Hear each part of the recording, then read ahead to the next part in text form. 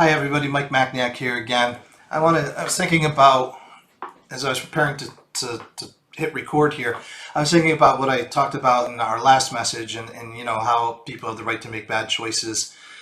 And I think one of the overarching themes of that concept comes down to the realization that on some level, it would be really good for all of us who are in the provider industry and in the caregiver industry and in the family and the loved one industry, so to speak, if we kind of unfortunately lowered our expectations. I think that we come into this world in dealing with mental health issues and we have expectations that are somewhat unrealistic. A lot of people, well, what's the matter? Why are you depressed? Just pick yourself up by the bootstraps, get off the couch, go run, go play, go do something, without really understanding what depression can really look like.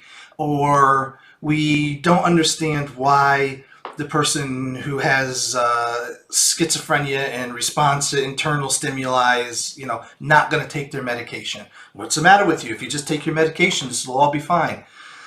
But, sometimes it's a lot different when we get into somebody else's life and we understand why people can't get off of the couch, or we understand the side effects that a medication may have that make me feel so awful that I just cannot and will not take that medication. So I think that's important on an individual basis. And I also think that, and this is particularly true, I think, in light of what's going on in the world with coronavirus, we really have to lower our expectations of what we expect and what we think service systems are able to do for us. We want to respect people's rights. We want to respect people's privacy and freedom, frankly. Something we take maybe a little bit for granted, but we want to respect that. And it's a very careful balancing act that we have to do between respecting people's rights and freedom of movement, for instance, versus protecting the greater good. And I'm not saying that we should lower our expectations of our leaders, but don't forget, you're all here because you're in a leadership role too. You're a leader as well.